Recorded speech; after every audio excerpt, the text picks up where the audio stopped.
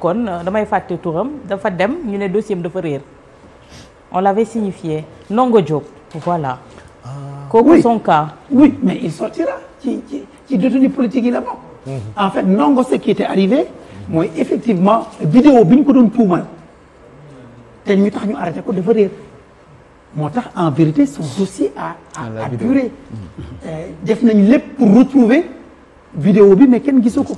ba far loi d'amnistie fekk ko Ndongo fait partie ñi njëkk a arrêté. njëkk a jàpp oui ci la bokk mais son dossier n'a pas évolué parce que le corps du délit kenn gisu ko. a disparu. on a tout fait bind nañu à la police dem nañ cybercriminalité on n'a pas retrouvé. Malheureusement il a fait autant de temps mais il sortira. mais ça devrait lui profiter ou bien.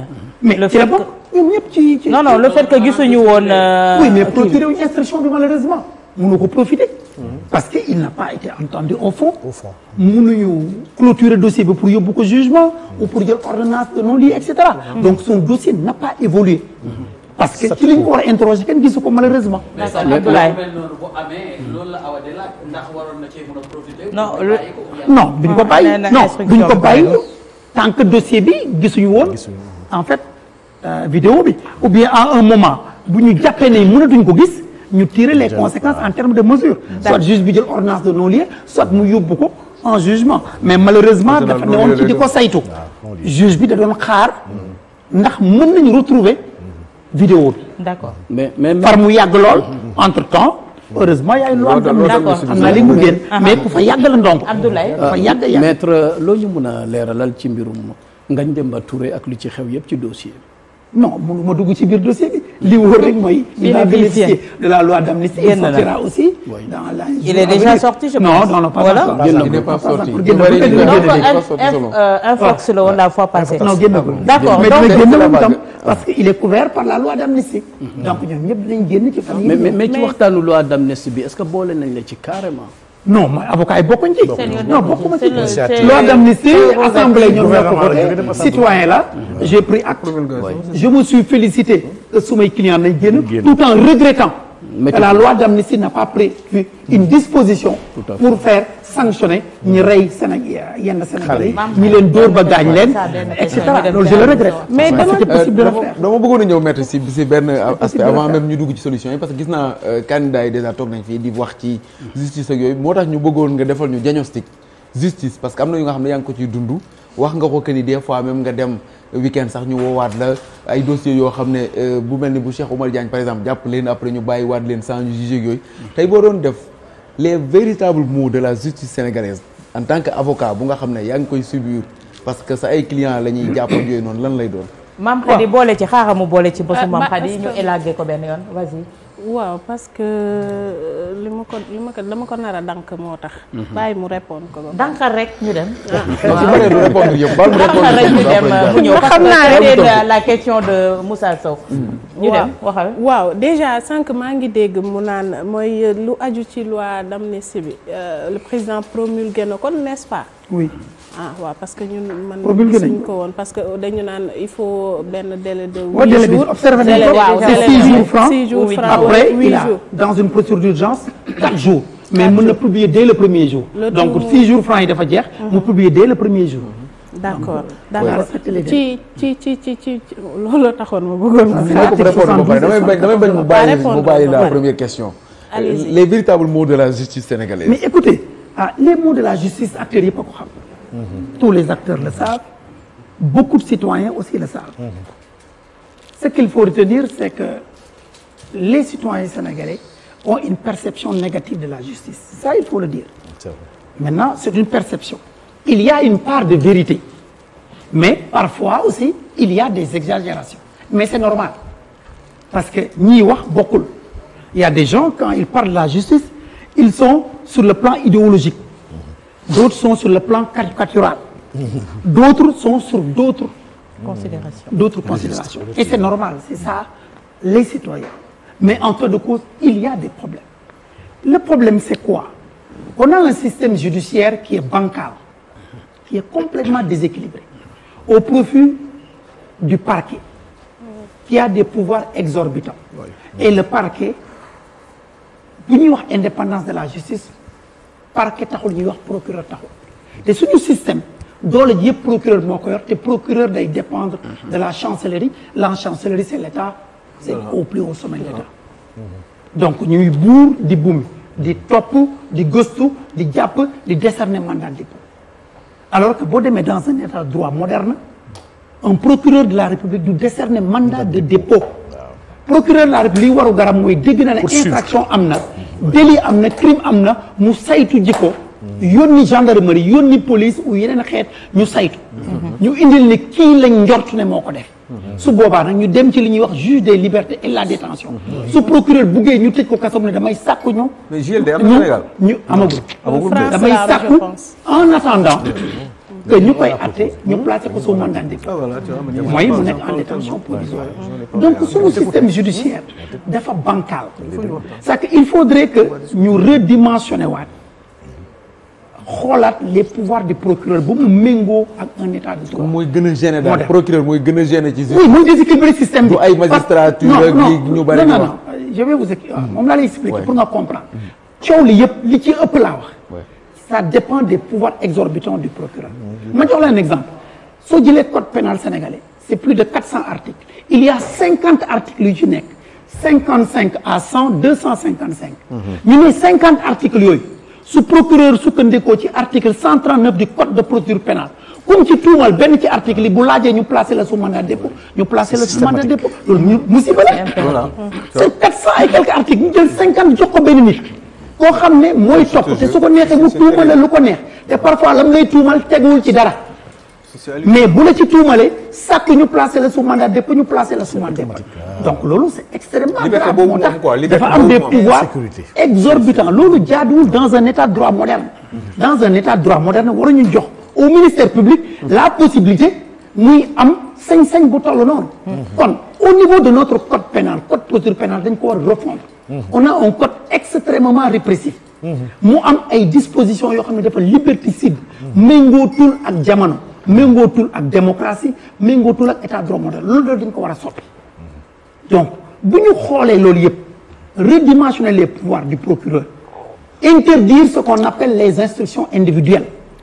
parce que coow li yëpp mooy lan suñu toppee un homme politique mbaa ñu topp benn borom barke dans l'organisation hiérarchique mën nañ jox procureur ay instructions ne ko defal lii defal lële mais loolu bu ñu ko teggi woon ne amatul instruction sur des affaires individuelles coow li wàññeeku dana tax parquet au moins am benn genre autonomie donc loolu exemple surtout bi ci am solo mooy aussi ñu mettre en place un juge des libertés et de la détention c'est que loolu tant que mettre ñu ko en place dans notre système pour mu contrebalancer la toute puissance du procureur de la République du ñu jóg ci coow kon am na ay réformes yoo xam ne elles sont urgentes et nécessaires te ñor na pour ñu mettre ko en œuvre ensuite Sénégal amul politique pénale sax dañ ko war a fal xam nga réew mu toll ni Sénégal par exemple amul politique pénale xam nga politique pénale mooy lan suñu jàppee nit ci xeetu ñaawteef sàngam fépp fu mu mën a doon ci réew mi même doxalin même xeetu atte lañ ko war a atte mais xoolal ci manifestation yi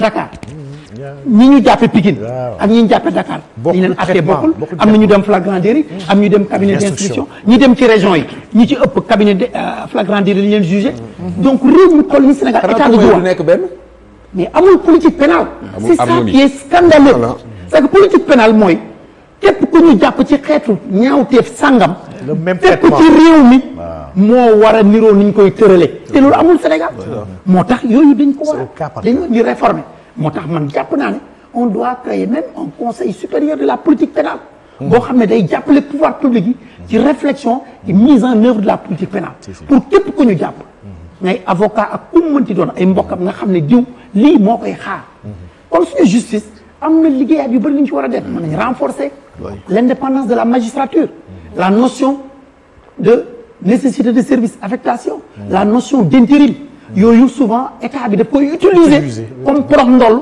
pour am fu muy jaar les magistrats du siège kon war nañ ko définir encadrer gën leen dooleel conseil supérieur de la magistrature war nañ ko mën a réformer son organisation sa composition son fonctionnement dans le cadre de la gestion des carrières de magistrats pour gën leen may ñu moom seen bopp loolu yëpp c'est des réformes yu fi nekk yu ñor la yoo xam ne xam nañ ko mais le problème mooy amuñu volonté politique jëfe ko mais li may wax ñoom ñoo ma ko gën a xam maintenant les magistrats du siège au Sénégal li tax ñuy wax indépendance ñoom am nañ indépendance fonctionnelle. ñoom am nañ ko kooku ci jëfewul yow la neex. moi je suis constant sur cette question. waxuma ne mënuñ ko yokk déggoo léegi ma ne la mën nañ ko renforcer. seen indépendance. ci notion d'intérim. notion de nécessité de service, nécessité affectation pour nécessité de service, gestion de carrière, etc. Mais ils ont une garantie statutaire qui leur permet d'avoir une liberté fonctionnelle. Ça veut dire quoi? Magistrat du siège yi at ñett ñi lu ci waay def yow la neex kenn mënu laa forcer njiiti réew mi mënu laa woo defoo la loo bëggul keneen mënu ko su la neexee ku la woo nga jël ko téléphone nuyu ko mais la ngay def sa conscience ak loi bi rek ngay wax lu ñoom am nañ possibilité boobu maintenant ku ne da ngay jël sa responsabilité il faut nit ñi xam leen la question de l'indépendance de la justice du réglé wu ba ilaa yow mi diin chaque jamono ak na muy feeñi ñu koy waxtaan xam nga li am solo mooy la c'est vrai qu'on peut renforcer les garanties statutaires c'est nécessaire mais c'est pas suffisant la question d'indépendance est une question de valeur d'éthique et de vertu personnelle. Effectivement, c'est personnel. ku ne yaa moom sa bopp. yaa am sa gëm-gëmu bopp.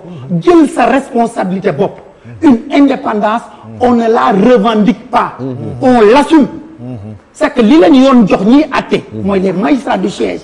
te ñu am garantie statutaire. donte am na lu ñu ci war a ñoŋal pour gën ko dëgëral mais en attendant nañu jël li ñu moom wéyal ko. la preuve gis nañ ko fi à Ziguinchor.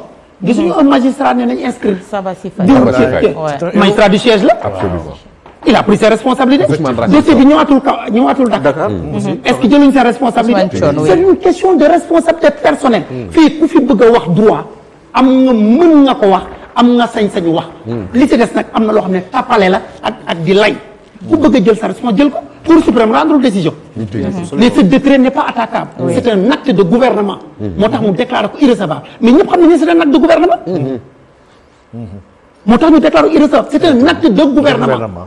c'est un acte qui entre dans le cadre de la politique gouvernementale. dans le cadre du fonctionnement des institutions pour les élections. on les arrête on le dit acte de gouvernement la. les actes de gouvernement sont injusticiables de la Cour suprême. c'est une question de responsabilité. donc au Sénégal. les juges prennent leurs responsabilités.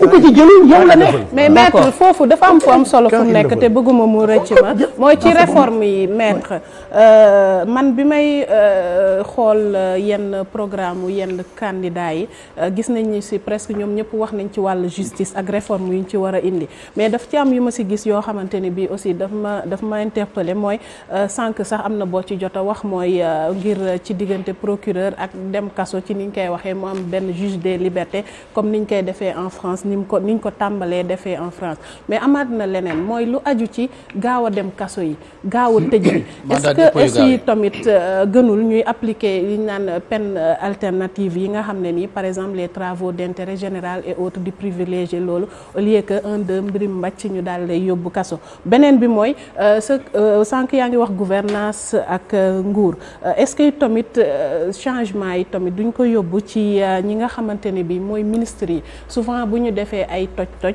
ñoom seen dage yi la ñuy topp au lieu que ñoom donc responsabilité bi souvent ci ñooñ lay dem plutôt que ça est-ce que tamit réforme yi warul ñëw ci loolu beneen it tamit mooy ñu réduire ni ñuy woowee pouvoir procureur ndaxte it souvent dañ naan pouvoir am dafa jéggi dayoo beneen bi tamit mooy it couper le cordon ombilical entre procureur bi ak le pouvoir exécutif pendant une heure de temps defe naa pouvoir procureur il en a parlé largement waaw.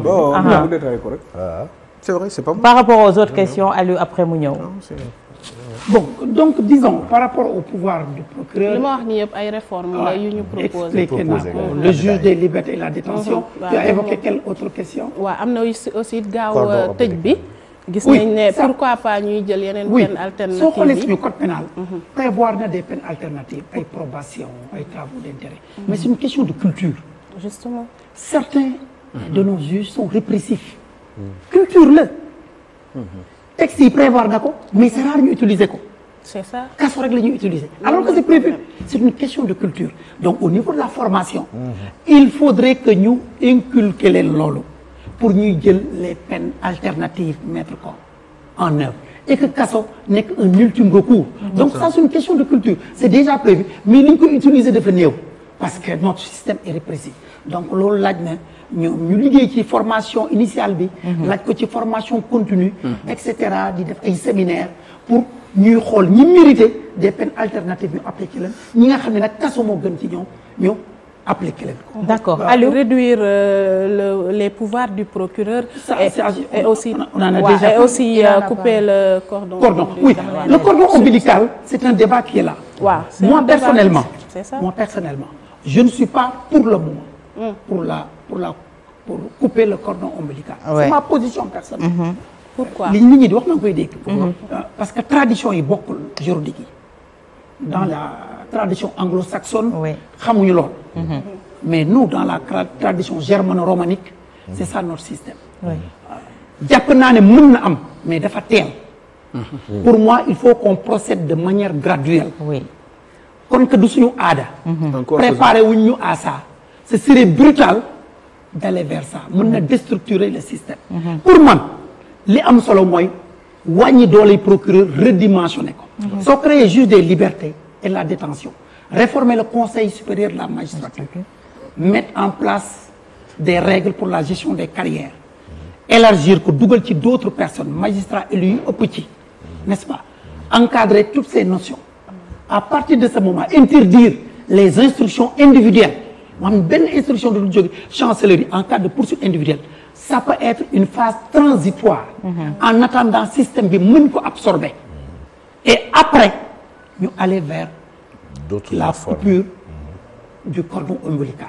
Moi c'est ça mon option c'est d'aller de manière graduelle mais du ma ko exclure mais immédiatement je pense ça me paraît prématuré. D'accord. Allons-y graduellement mais c'est mon avis. Aliou. Mais je respecte l'autre avis maintenant il appartiendra aux autorités de choisir le moment. Graduellement mooy lan moo tax mbir mi ñu enfin c'est fan la ana frein bi lan mooy problème bi ba nga wax ni il faut que ñu dem graduellement au jour d'aujourd'hui lan mooy problème bi ñun suñu réew ba nga xam ne loolu mënuñu ko def tout de suite. non mën na cette maturité on l'a lan ngay xaar ci diggante boobu pour loolu am loolu benn la. deuxième bi mooy deuxième bi mooy en matière de détention provisoire man wax dëgg yàlla ak détention boobu man daf may xaw a jaaxal des fois parce que mu dem yoonam parce que tout simplement nee nga ko defuloo dara loolu nan nga ko gisee est-ce que xalaat nga ni nit boo ko téyee pendant un certain nombre de temps deful dara nga génn ne ko defuloo dara parce que je reviens toujours à cette histoire de compensation